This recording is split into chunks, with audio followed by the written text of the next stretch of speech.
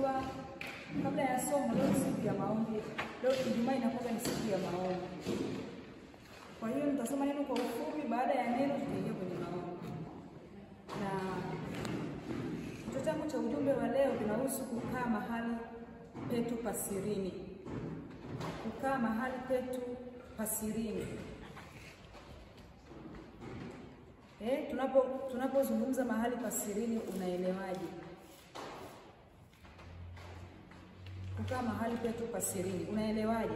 Tukaangalia kidogo kwenye maandiko matakatifu kwenye kitabu cha Mathayo 6 sura ya Mathayo sura ya 6 mstari wa 25 hadi 34.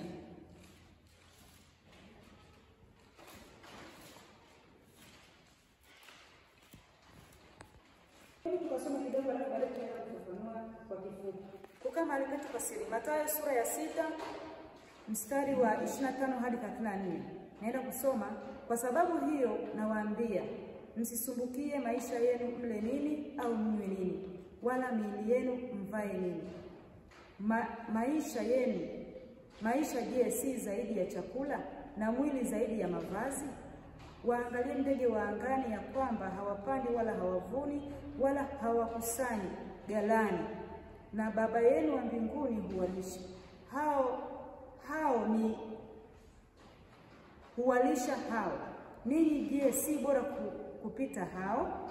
Ni yupi kwenu ambaye akijisumbua aweza kujiongeza kimo chake hata mkono mmoja? Na mavazi ya nini kuyasumbukia? Fikirieni maua ya mashambani jinsi yameavyo, hayafanyi kazi wala hayasokoti. Nami nawaambia ya kwamba hata Sulemani katika fahari yake yote hakuvikwa vizuri kama mojawapo la hayo. Basi ikiwa Mungu huyavika majani ya kondeni yalivyo leo na kesho kutupwa kalibuni, je, hata zidi sana kuwavika ninyi, enyi waitao? Kwa maana hayo yote mataifa huyatafuta, kwa sababu Baba yenu wa mbinguni anajua ya kuwa mnahitaji hayo yote. Baba, asante kwa ajili ya wema wako, asante kwa ajili ya nguvu zako Jehova. Asante Mungu kwa kutupa kibali tukisimama mbele zako jioni ya leo. Baba, tunakushukuru. Naomba kutumie kama upendavyo. Naomba pia Mungu kanitumie kama upendavyo kwa ajili ya kusema na watoto wako. Baba, tuko tayari kuja na kula mbele zako. Tunajiweka mikononi mwako Mfalme, ikiomba kwa neema yako. Amen. Kama tukiweka kipaumbele kwenye kutafuta ufalme wa mbinguni, hatutasumbuka kwa chochote. Swali langu ni kwamba, je, kipaumbele chako ni nini? Unapoishi hapa duniani, kipaumbele chako ni nini? Je, ni mali? Unasumbukia mali asubuhi mpaka jioni? Unasumbukia mali kuanzia Jumatatu mpaka Jumapili? Una muda wa kukaa mbele za Mungu, muda wako binafsi na Mungu? Au mpaka tukutane hapa tunatoka tujiulize maswali. Je, tunasumbukia mali kila siku? Hatupati muda wa kusoma neno la Mungu? Je, kipaumbele chako ni nini? Naomba kila mmoja ajiulize kipaumbele chake ni nini. Hatutasumbuka. Wako wengi wanafight, hapa nifanyeje? Hii biashara niifanyeje? Mungu huwa anatupa maongozi. Bwana asifiwe. Na tunashangaa tu, tuko kwa Mungu kwenye kutafuta ufalme, huku tunatafuta, tuko na shughuli zetu, ni kweli, tuna balance. Tukibalance hivyo, tutashangaa jinsi Mungu atakavyotuinua na kutustawisha. Bwana asifiwe. Kwa hiyo tuenende kwa kuokoa wakati. Tusitumie muda wetu vibaya. Tusitumie muda wetu wote kwenye mali, kwenye biashara, kwenye kazi yangu, shambani, wapi. Najua kila mmoja hapa na kitu cha kufanya. Tusitumie muda mwingi kwenye kuwekeza duniani kuliko kuwekeza kwa Mungu. Kwa hiyo tu balance. Kila kitu kibalance. Masaa fulani kwa Mungu, masaa fulani natafuta hiki. tutamshangaa jinsi Mungu atakavyofanya katika maisha yetu. Tunatakiwa, pointi ya pili, tunatakiwa tugundue ni wapi tumeweka mioyo yetu. Tunatakiwa tugundue. Je, tuna muda binafsi wa kumtafuta Mungu au mpaka tukutane ibadani Jumatano na Ijumaa? Pale nyumbani tunapokaa, tuna muda binafsi wa kumtafuta Mungu? Nilikuwa namtolea ushuhuda Ticha nani nikumbusha jina? Huyu madam hapa. Ticha nani? Dorcas nilikuwa namtolea ushuhuda Neema. Nikamwambia jinsi ambavyo mimi nilikuwa nasumbukaga na ilikuwa inanitesaga akili. Tulikuwa tumekaa hapo nje wakati tunaongea.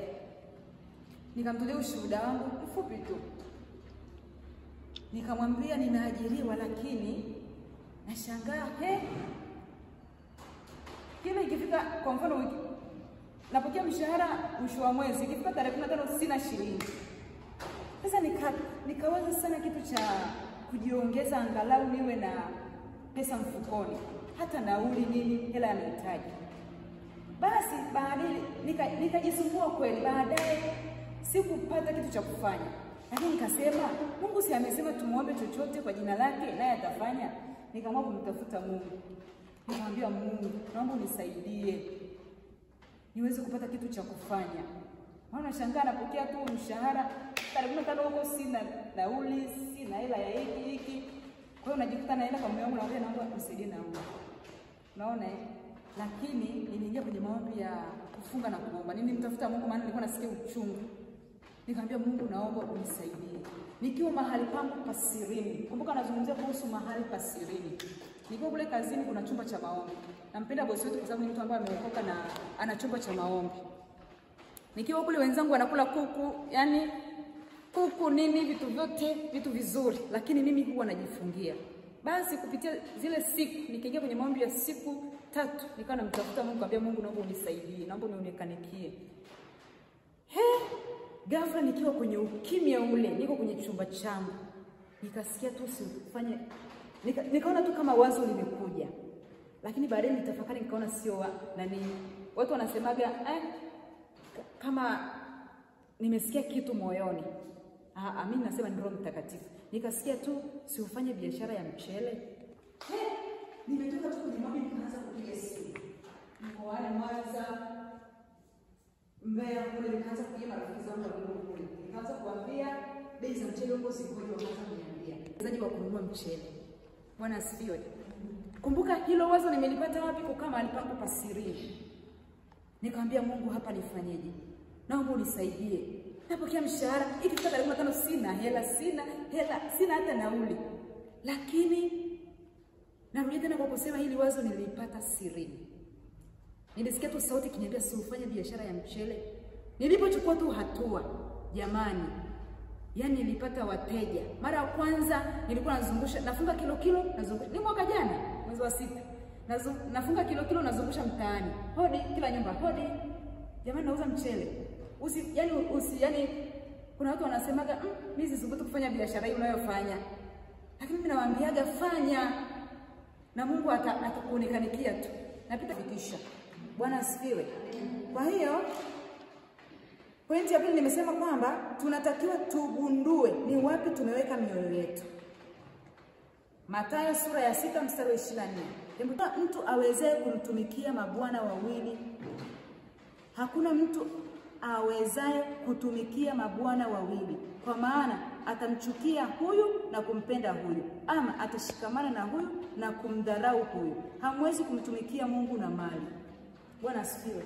Unaomba leo, Mungu nibariki, Mungu nibariki. Yaani nikipata 100,000 nitakuwa na kutolea kwa uaminifu fungu la 10.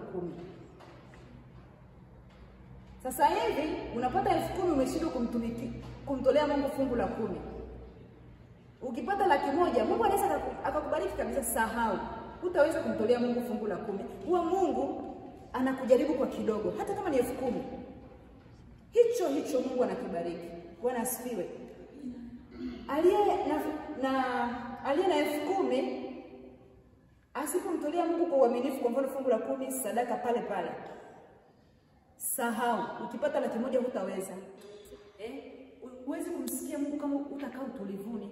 Kama utaendelea kusumbukia mali, huwezi kumtumikia mabwana wawili.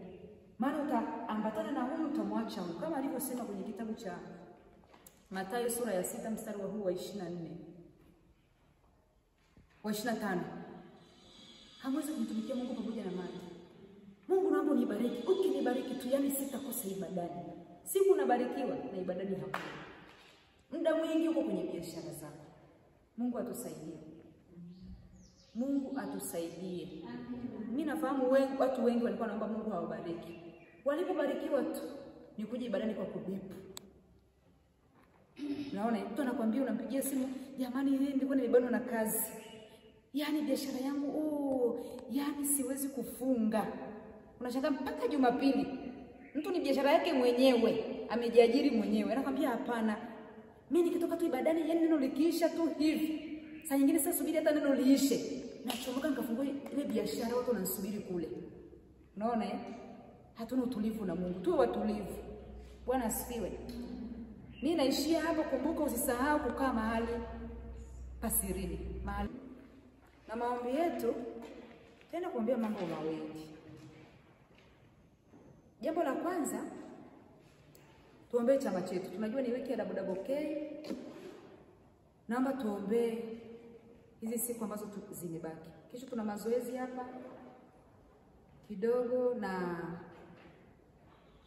tuombee chama chetu. Kama wanawake tuwe kipaumbele katika kumtafuta Mungu. Hilo ni jambo la kwanza. Tuwe kipaumbele kwenye mambo ya Mungu. Tusipokuwa kipaumbele, mambo yetu hayaendi. Kweli, hayaendi kwangu, hayaendi kwako. Bwana asifiwe. Kwa hiyo tuombee chama chetu. Sio chama tu, tuombee pia na kanisa kwa ujumla. Tukawe kipaumbele kwenye kumtafuta Mungu. Alafu jambo la pili, ombea nyumba ya mchungaji wetu. Tazama namna anavyojitoa hata kwa ajili ya huduma ya hapa kanisani.